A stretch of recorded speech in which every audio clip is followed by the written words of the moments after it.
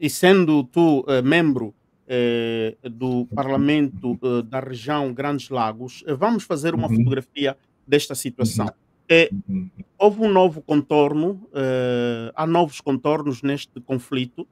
As uhum. armas estão praticamente paralisadas porque o americano se impôs nessas negociações, mas vimos começando com o Qatar, depois aparece ele, aparece nos Estados Unidos o ministro das Relações Exteriores de Ruanda com o ministro das Relações Exteriores da República Democrática do Congo, com Uhum, Rubio, assinam um memorando.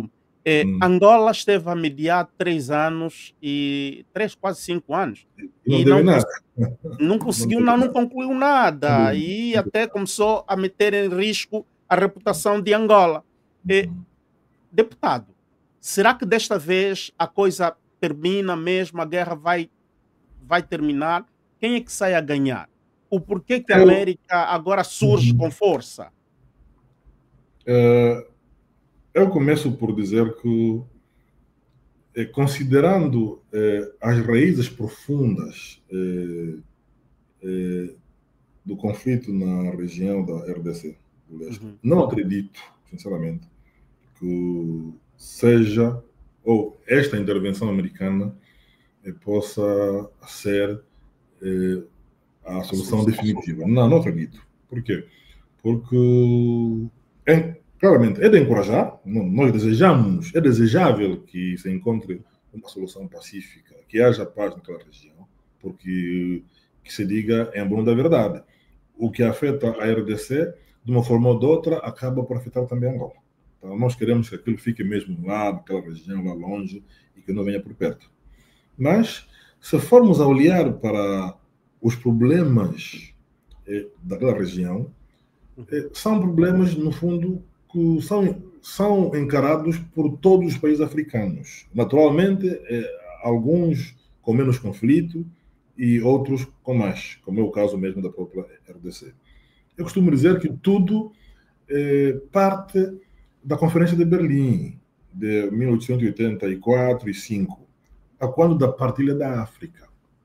O que aconteceu é que a Europa dividiu grupos étnicos, dividiu famílias e sobre a RDC é a mesma coisa. Então, Naquela o região. problema, o problema ali não é só das Não é só riquezas. econômico, não é só econômico, não é só Hum, econômico. Hoje, ele é essencialmente econômico quando abordado pelos grandes. Mas se formos a ser um pouco mais profundos, o uhum. problema é, é étnico, o problema é de identidade, o problema é identitário. Por quê? Porque naquela região, e não começou agora, sabe que Uhum. o Burundi e o próprio Ruanda praticamente eram anexos, né, da RDC Da RDC, pronto, na altura é propriedade do rei da Bélgica. Leopoldo II, da Bélgica. Não é? Uhum. E eh, os conflitos, o conflito entre os Hutus e os Tutsis foi mesmo, eu diria, incitado pelos europeus naquela altura. E houve vários momentos deste conflito, até o último, o mais sangrento, o de 1994, Uhum. quando os Hutus estavam no poder, com o presidente Abiyarimana, não é? Uhum. Houve um acordo, porque na altura o presidente Kagame rebelde, que se organizou a partir do Uganda, começou a combater e entraram para o território. Houve os acordos de Arusha, que colocaram então fim àquele conflito. E foi exatamente no decurso ou no decorrer desta aplicação do acordo de Arusha que o avião do presidente Habyarimana é abatido. E aquilo declancha uma matança, não é? Uhum. Jamais vista, que é chamada de genocídio tribal entre os Hutus e os Tutsis.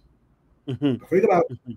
E Uhum. os Tutsis, liderados pelo presidente Kagame, felizmente, prontos para eles, ganham, não é? Então, assumem o Uhum. poder. E o ex-governo, que também promoveu genocídio contra os Tutsis, que é o governo Hutu, retira-se. E, na altura, o presidente Mobutu a dirigir o ex-Zaire, né? E hoje é RDC, acolhe os Hutus. Ok. Acolhe os Hutus e os Hutus instalam-se então naquela região fronteiriça e continuaram a fazer incursões, não é? Contra o Ruanda, contra o Uganda. E é assim que, no decorrer também ou diria, no processo de vários interesses estratégicos também na região, o tempo de Mobutu também tinha terminado. É assim que é identificado Laurent Désiré Kabila, que é apoiado pelo Uganda e pelo Ruanda, marcham até Kinshasa, não é? E em maio de 1997, o presidente Mobutu cai. Então, é instalado ali um governo de Kabila, mas a exigência dos Tutsis era que, então, fossem também reconhecidos, muitos deles, como congoleses, porque é uma Congoleses. questão, sinceramente, identitária. Os congoleses dizem que todos os Tutsis não são dali, são do Ruanda. Ok. Mas há muitos Tutsis, de facto, que são mesmo congoleses. São congoleses. Mas os Hutus não têm grande problema, porque existem Hutus não, aqui. Os Hutus não têm. Sim, os Hutus não têm. Não ter muitos problemas, e porque são bantus também, e são confundidos ali, se vivem. E também eles nunca tiveram nenhum problema ali. O problema surge porque são eles que ontem estavam no poder, hoje refugiados, e reorganizam-se a partir da RDC. Okay. E começam também a fazer incursões lá. Então, é uma coisa muito complicada que não tem que ver só com questões de minerais raros. Agora, deputado. Então, deputado. hoje entram os Estados Unidos, claramente, ali o interesse é mais mesmo dos minerais estratégicos. Estou certo que se a América entrar com muita força, não é? A coisa vai amainar. Significa, vai se encontrar ali alguma solução para se acalmar um bocadinho a região, mas não vai terminar. Não vai terminar, porque eu acho que isso só vai terminar o dia que eles analisarem com profundeza, não é, as razões históricas da discriminação, da divisão, dos genocídios, e que cada um aceite que, afinal, há sim senhora Tutsis que são congoleses, não é? Então, como também há outros nessa mesma condição. Mas agora, o problema que se põe muitas das vezes, deputado, é que se a República Democrática do Congo reconhecer esta parte dos Tutsi, é que o restante Tutsi e na pessoa também do próprio Kagame vão querer, não é, penetrar. Este é o problema. Este é o problema. Por quê? Porque mesmo quando o presidente Laurent Désiré Kabila assume o poder em 97, em maio, imagine que o seu chefe, o chefe de Estado maior das forças daquela altura do Kabila era o general o James Kabarebe. Então, James Kabarebe é ruandês, não é? É um Tutsi ruandês, mas foi imposto como chefe de Estado maior. Então, o ministro dos Negócios Estrangeiros na altura também era um Tutsi, era chamado Bizimakara. Acho que era isso. Então, há um problema muito grave, mas muitos destes dizem-se, são congoleses, mas são congoleses Tutsis. Então, é um problema também de identidade. É muito complexo. Nós, felizmente, né, a nível da Angola, temos bacongos aqui e lá, temos os chocos aqui e lá, temos os quanhamas aqui e lá. Felizmente, nós não temos estes problemas. Os baluba também, temos balubas cá e temos balubas lá. Temos. Eu não sei se é porque não é numa região muito rica, embora as bundas são, mas felizmente nós estamos bem e devemos continuar a manter, né, esta convivência. Agora, a implicação de Angola, no sentido, o presidente da República exonerou aquele que foi indicado para coordenar as tropas angolanas que lá estavam. E recentemente, a semana passada, esta semana, os tropas sul-africanos estão a abandonar mesmo a zona através de Kigali. Saem do Goma e tal, atravessam, vão pelo Kigali, pegam o voo, estão a regressar para a África do Sul. Achas que é uma boa solução aqueles tropas se retirarem?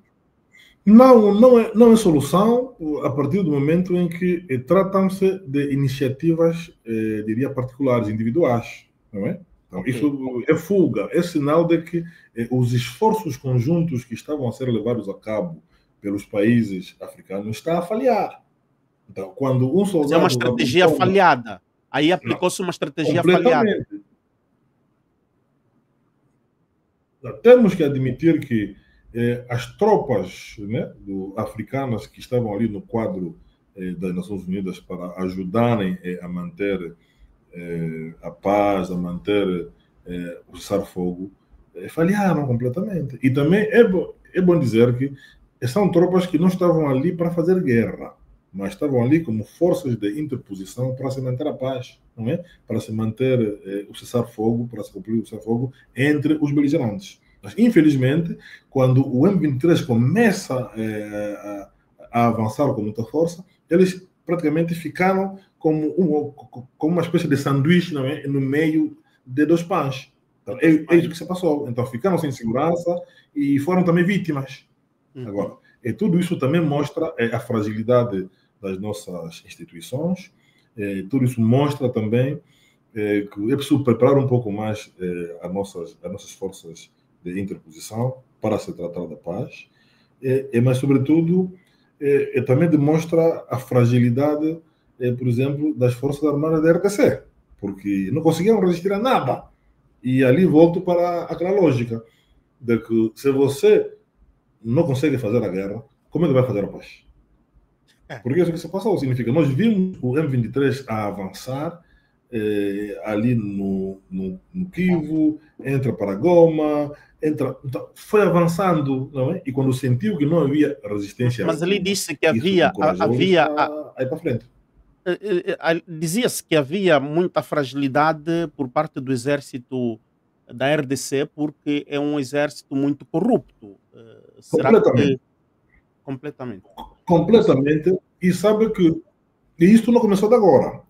Hum, Em 1996 e 7, quando as tropas do presidente Kabila, pai, entraram e hum. foram ocupando as várias cidades, as várias regiões, também já foi um sinal claro de que o presidente Mobutu, que de facto era um bom militar, também tinha surgido, tinha ascendido por via de um golpe de Estado.